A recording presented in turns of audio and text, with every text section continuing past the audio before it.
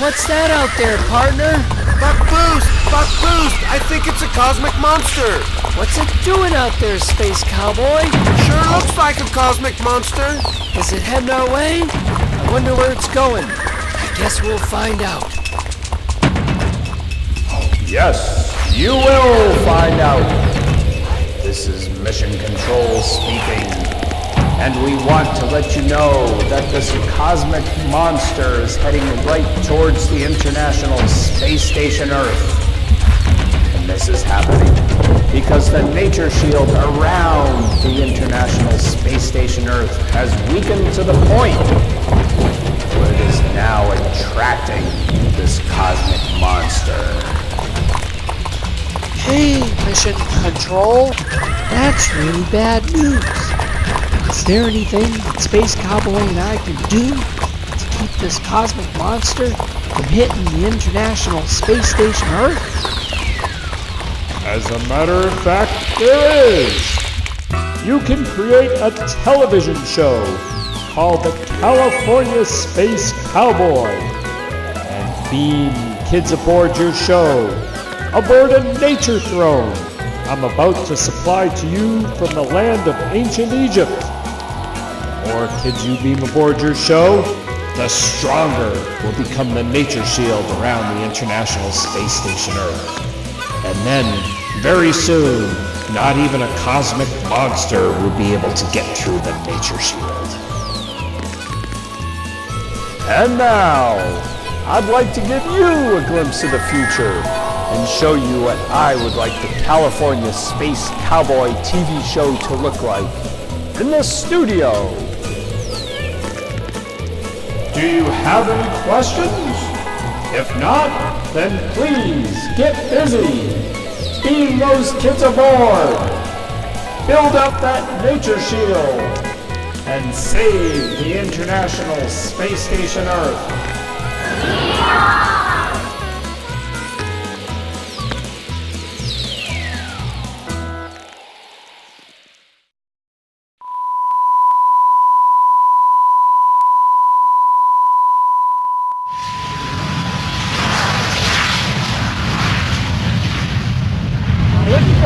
I come from Santa Barbara, California.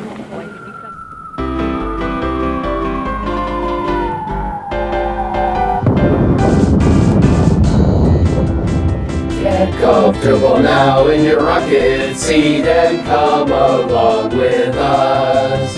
We're leaving planet Earth right now aboard our rocket bus. Space Cowboy's here, so's his crew from International Space Station Earth. Traveling light years all the time while standing on his turf.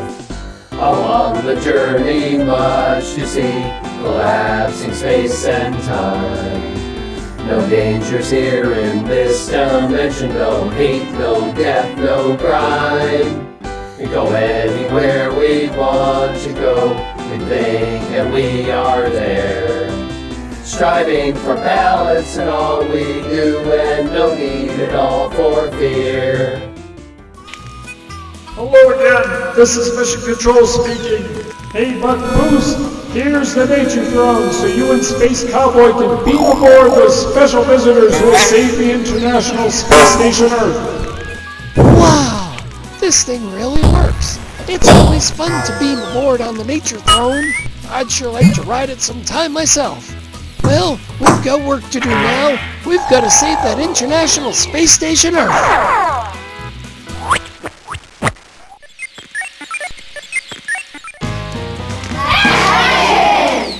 Howdy folks out there on the range. Welcome.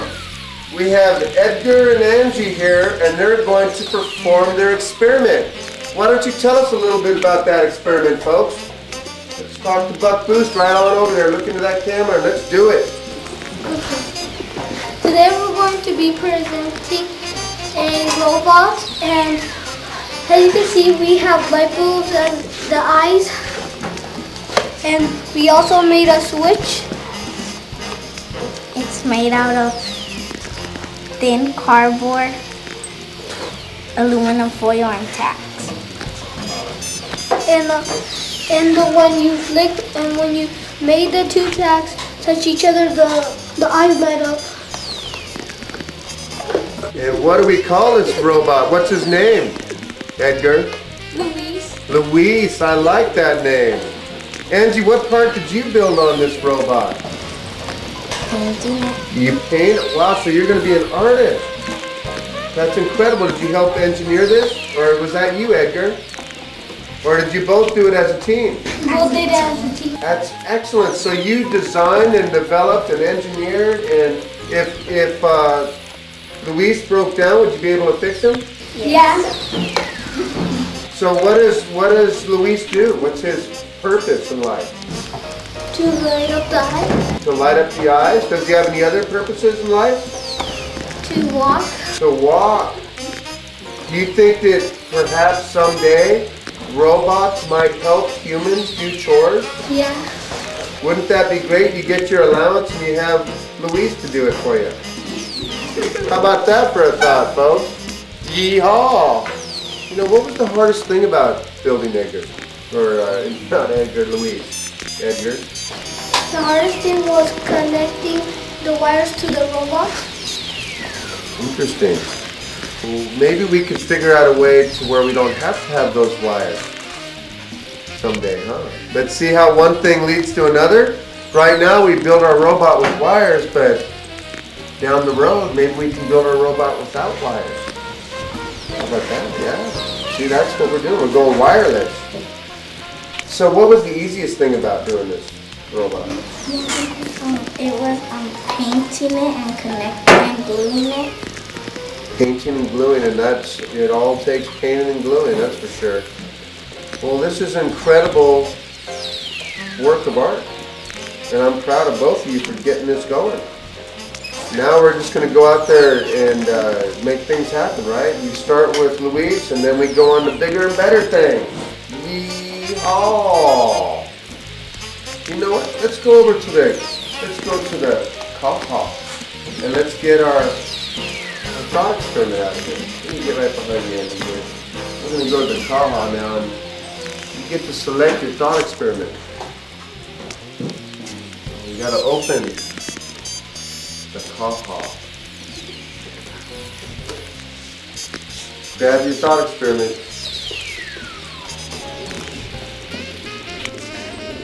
Why don't you look right into that camera right there and tell us all about it, Edgar. What's that say? Thank you, thank you, thank you. Because when we're thankful for everything we have in this world, right then and there we've achieved a whole new level of success. We are instant winners. Okay, so let's get out there and show them how it's done. Right? And what do we say every morning when we wake up? Thank you, thank you, thank you. Thank you, thank you, thank you. Yeehaw.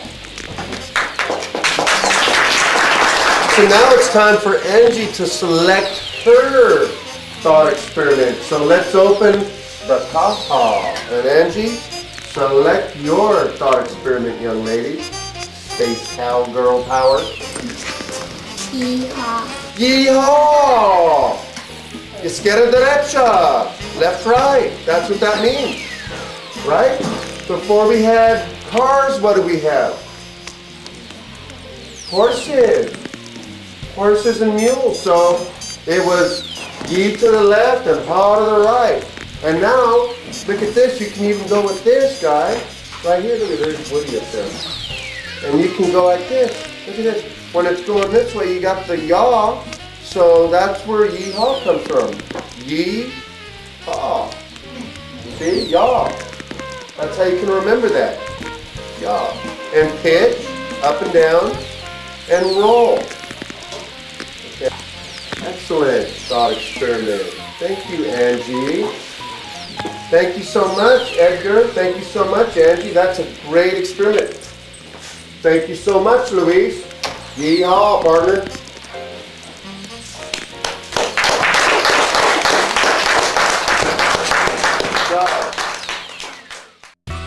Yeehaw, Buck Boost.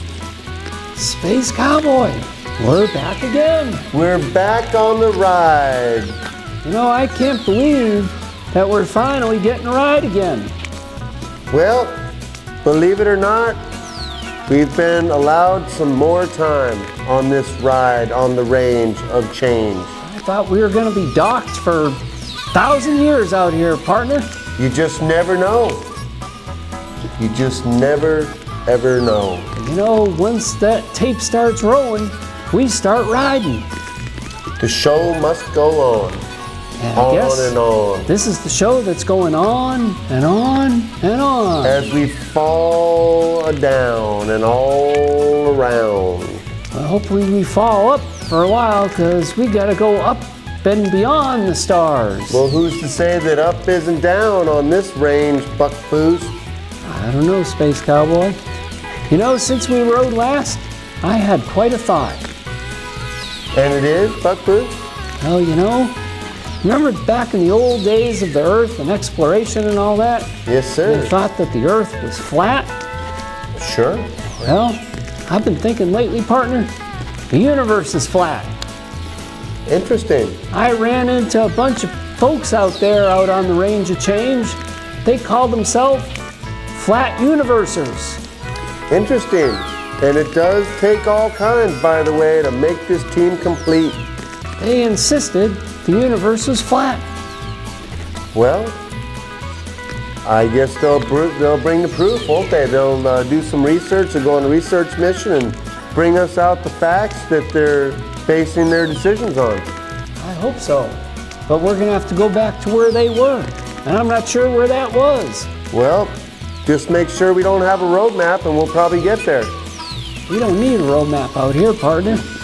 We let the instincts of these two fine horses pull us along wherever they want to go. And nobody can accuse us of having barn sour horses.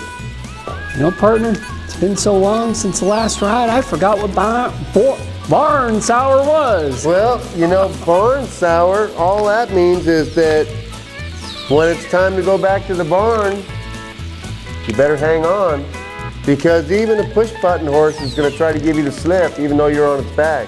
You explain push-button horse there, partner? Well, they, push-button horse, a maid horse. Is that the kind you put a quarter in to make them run? Anybody that believes in a maid horse better watch out, partner. And a maid horse is what, partner? Synonymous for push-button. Yeah, maid horse is a push-button horse. I am really confused now. Yeah, and you know what? The folks that climb up on the back of that animal and think that it's a maid horse, they're in for a whole universe of surprises. What's that? Maid, how do you spell that, partner? M-A-D-E. M-A-D, and that means? Push button. And push button means? Automatic. Autopilot. And that means a horse that just goes where it wants to go? And that means that folks fall asleep at the wheel, and you know where you end up, Buck Boost, when you fall asleep at the wheel. Where's the wheel on these horses, though, partner? That's what I love about you, Buck Boost. You're so specific. I am always trying to figure out how to be more specific. That's good, because then you won't go out there and say that the universe is flat unless you have proof. Isn't a bunch of people that believe the universe is flat enough proof there, partner? Well, it depends on how you look at it. For Space Cowboy, not really. Oh. Well, how do we know, partner? Well, we've been riding all around all this time. I guess, should we believe our own eyes or what other people tell us? We should probably just believe our instincts. They don't seem to do that too much out here in the universe, though, partner. Well, you tell me, Buck Boost. Why have a farmer when I can go to the grocery store? I never thought about that. That's a good idea. Probably our horses feel the same way. Sure, you know, after all, doesn't milk come from a carton, Buck Boost? And the carton comes from the grocery store. You know, I always love it. Uh-oh, we had a problem. What? Is your horse thirsty? I always love it when the young'uns look at me and say, Space Cowboy, why should I get educated when I'm going to win the lottery? And I always like to encourage them to have a backup plan just in case they don't. And I also let them know that Space Cowboy stands a lot better chance of winning the lottery if he just doesn't play. Interesting how that works, partner. Hadn't thought of that one. Yes, sir. Yes, sir. Well, how long you reckon we've been riding on this ride here, Space Cowboy? Well, we've been on this trail here for the past 2.5 light years. 2.5 light years. Yeah. So you do the math. If we're traveling 5.88 trillion miles per year, you do the math. Look at all that light out there behind us, partner. There's light all over the place. Change. I can't believe all the light years we're looking at right there. You betcha, partner. We are saddled up and we are riding to take the beach and secure the perimeter. Wow. Well, you know, that old producer of ours, I've kind of said some things about him in the past, but he's got a really good idea going there. Now you folks out there on the range don't know what I'm talking about, but maybe someday we'll let them know. So, I guess we'll find out. That's a really great idea. Sorry about that, folks. Well, Space Cowboy, I guess we're gonna ride off into the sunset. Oblivion, yeah. And there's a lot of that out there, so you take care of it. We're gonna ride off into an area that's we're not even able to comprehend. And hope it's not flat. Yeehaw. Yeehaw, Space Over and out. It's all but Bruce saying. Over and out. Yeehaw.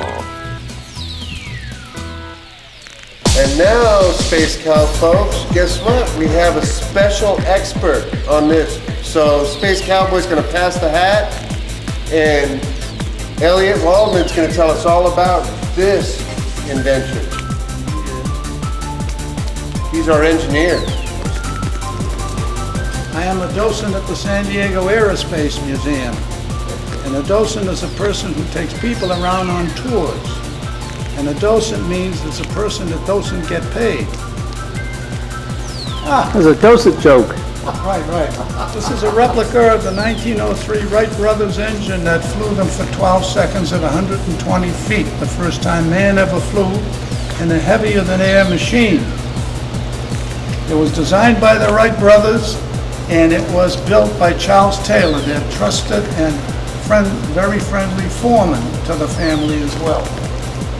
It has two lines coming into it. One, believe it or not, is hot water that first comes into the engine and heats the top of the engine, so that when fuel comes down this other line, right here, fuel comes down this line and simply drips onto the hot top of the engine.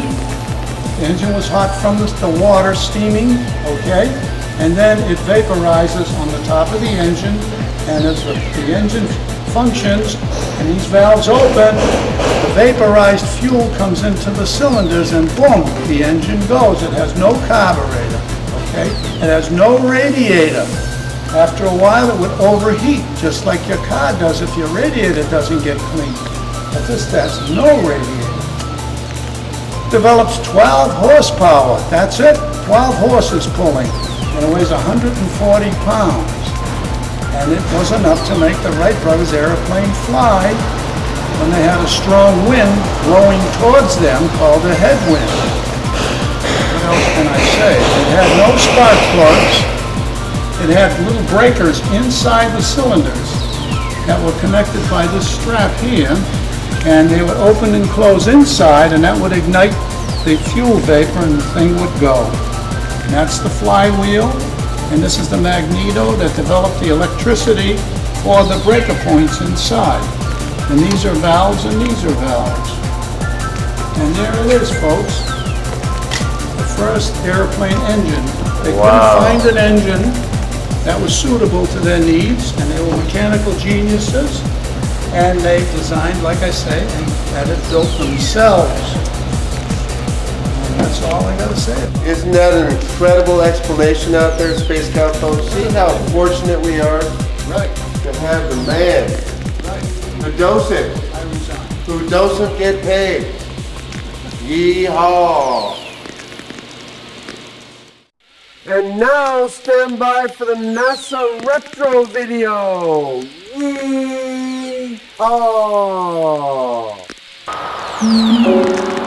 Some 120 miles to go until insertion. July 21st. The Eagle and its two-man crew lifted off the moon perfectly and climbed slowly to rendezvous and dock with the mother ship, Columbia.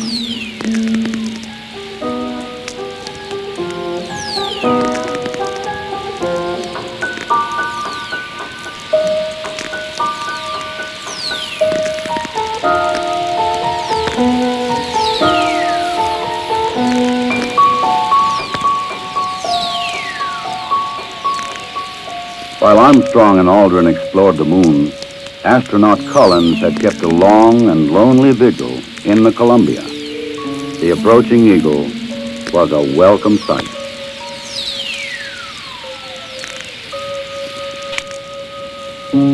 Later, the three men would share their reflections on this adventure with the world. I believe that from the early space flight, we demonstrated a potential to carry out this type of a mission. And again, it's a question of time until this would be accomplished.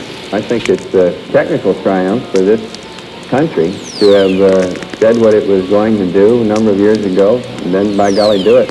The relative ease with which we were able to carry out our mission, which, of course, came after a very efficient and a logical sequence of flight, I think that this demonstrated that we were certainly on the right track when we took this commitment to go to the moon.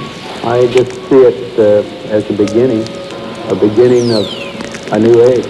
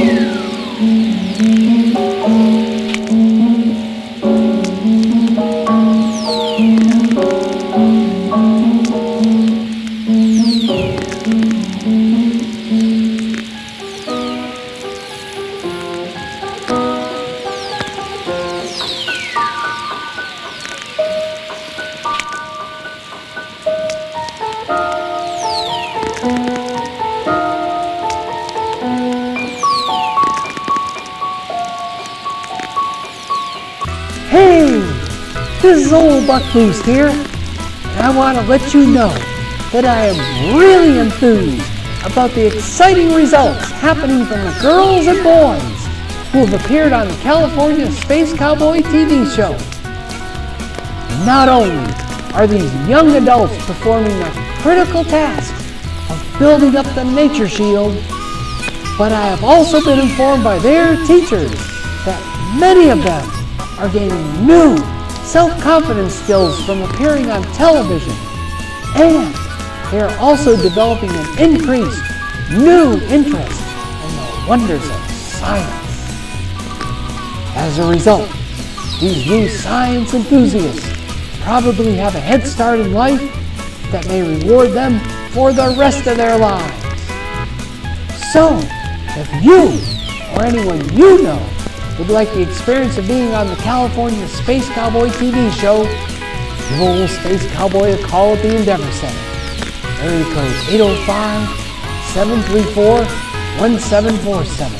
He will be happy to talk to you about appearing on a future show. While I'm on the subject of the Endeavor Center, I would like to invite you to visit the Endeavor Center, which is located near Vandenberg Air Force Base here in California. For specific information about the Endeavor Center's inspirational space and science programs, take a look at their website at www.endeavorwars.org. Well, you take care now. This is old Buck Booth saying, over and out. Figure out your special mission as we reach beyond the stars. Imagination will take you there as your vision soars with ours. Many dimensions travel today, our journey goes on forever. Horizons joined across the miles, imagination is our tether. Space Cowboy's been there long before, he lives beyond the stars.